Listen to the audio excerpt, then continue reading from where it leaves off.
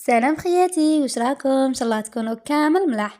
اليوم حبيت نبرطاجي معكم اسهل واروع وابان وصفه بريوش ناجح من اول تجربه، يجي خفيف مقطن روعه. صدقوني جربوا هاد الوصفه، على بالي راكم رايحين تنجحوا فيه من اول تجربه. ولكن قبل ما نبداو الوصفه خلوا لي جيم وكومنتر واشتركوا في القناه اذا ما راكمش مشتركين، هكاك باش يلحقوكم كامل لي فيديو جديد اللي نحطه في القناه. شوفوا لي هذيك الخفايه البنات روعه. تبعوا الوصفه من الاول للاخير باش ينجح معكم هذا البريوش. اول حاجه واش نحتاجو هنايا في العجينه، نحتاجو كاس ونص نتاع الحليب، ونحتاجو بيضه كامله، نحتاجو مغرف صغيره تاع خميره الخبز، نص مغرف صغيره نتاع الملح، مغرف صغيره تاع لافاني، مغرف صغيره تاع خميره الحلوى. نحطهم كامل على هذاك الحليب، نضيف هنايا مغرف ونص نتاع الزيت ومغرف ونص نتاع السكر. نخلط هاد المكونات كامل مع هذاك الحليب حتى وين يتبدل اللون تاعو كيما راكم تشوفوا لهنايا. دروك راني رايحه نضيف الفرينه. هنايا الفرينه نحتاجو من 300 غرام حتى 350 غرام على حساب نوع الفرينه نتاعك. هنايا نقعد نضيف الفرينه تدريجيا حتى وين تتماسك معايا العجينه، ومن بعد راني رايحه نكمل بيديا هكاك باش نعرف القوام تاع العجينه. هنايا القوام تاع العجينه لازم يكون متماسك وفي نفس الوقت يكون شويه طري، هكاك باش تنجح معكم الوصفه ويجي البريوش تاعكم خفيف كيما راكم تشوفوا هنايا. بعد ما طميت العجينه نتاعي دروك راني رايحه نضيف لها نص مغرف نتاع الزبده. نحاول اني ندخلها في هذيك العجينه مليح مليح حتى وين نتاكد باللي دخلتها كامل في هذيك العجينه، وتجينا العجينه تاعنا طريه لانه درنا لها هذيك نص مغرف نتاع الزبده. فوالا كيما راكم تشوفوا هنايا بعد ما دخلت هذيك الزبده مليح مليح في العجينه، دروك راني رايحه نقسم العجينه نتاعي على زوج، نص نخليه بجهه ومن بعد راني رايحه نخدمه، هذا النص راني رايحه نخدمه معكم هكاك تشوفوا الطريقه. نجيب العجينه نتاعي نحطها فوق سطح العمل، نحلها مليح بالحلال.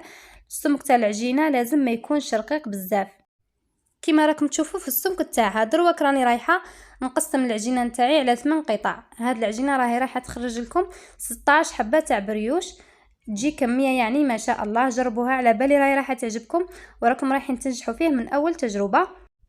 تبعوا فقط الخطوات من الاول للاخير هكاك باش تنجحوا فيه. هنا من بعد ما قطعت العجينه نتاعي راني رايحه نخليها تخمر مده 40 دقيقه هكاك، ومن بعد راني رايحه نقليهم على الزيت. تكون النار تاعها ماشي قويه، لازم تكون النار تاعها ناقصه هكاك باش يطيبوا لكم مليح كيما راكم تشوفوا لهنايا. نحط الحبات تاعي كامل يطيبوا على نار قلنا قليله. هنايا الزيت ما لازمش يكون سخون بزاف هكاك باش ما يتحرقوا لكمش. نقعد نقلب فيهم حتى وين ياخذوا لي هذاك اللون الذهبي كيما راكم تشوفوا لهنايا. كي يتحمروا لي مليح مليح راني رايحه نحيهم. فوالا كيما راكم تشوفوا هنايا بعد ما طيبت هذه الكميه نكمل نطيب الكميه اللي بقات لي كامل بنفس الطريقه. شوفوا هنايا كيفاش يجي خفيف. هاد الوصفه ناجحه مليار بالمية، غير جربوها على بالي راهي راح تعجبكم. هنايا من بعد ما كملت طيبت الكميه اللي عندي كامل، شوفوا كيفاش يجي خفيف. هنايا كانت الحبه سخونه، قلت نوريكم القوام تاعها. هنايا راني رايحه نرمدهم في السكر كامل الحبات اللي عندي، راني رايحه نرمدهم هنايا في السكر. السكر اختياري، اللي ما يحبش السكر اكيد ما يديروش. مي هنايا الوصفه من الاحسن انك ترمديهم في السكر. طبقوا كامل الخطوات بنفس الطريقة هكاك باش ينجح معكم البريوش. هاد الوصفة ناجحة مليون في المية، غير خبوها في عينكم وتخرج كمية ما شاء الله، تخرج 16 حبة نتاع بريوش. فوالا نكمل كامل الكمية اللي عندي بنفس الطريقة كامل نرمدهم في السكر كيما راكم تشوفوا لهنايا. ومن بعد راني رايحة نثقبهم هنايا في الوسط هكاك باش نحشيهم بالشوكولا.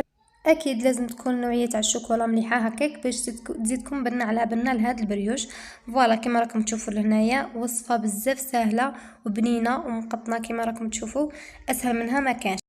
جربوها على بالي راهي راح تعجبكم وراكم رايحين تعتمدوها هاد الوصفه وتخرج كميه ما شاء الله يعني، وناجح كيما كنت قلت لكم من اول تجربه ما شاء الله كيما راكم تشوفوا فيه لهنايا.